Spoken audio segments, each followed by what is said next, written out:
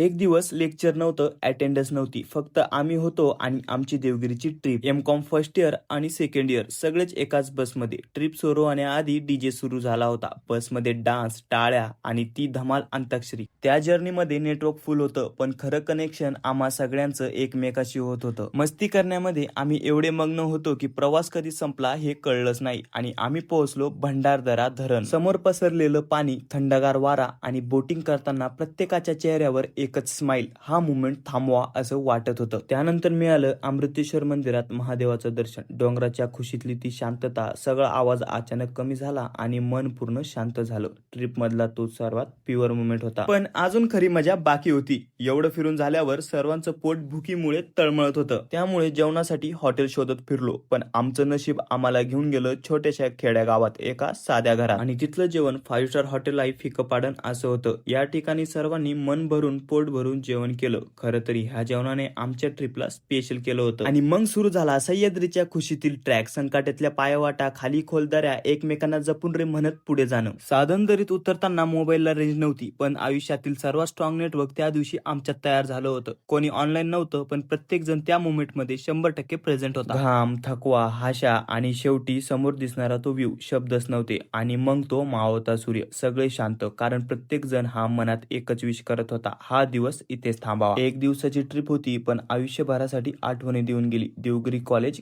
कायम स्पेशल.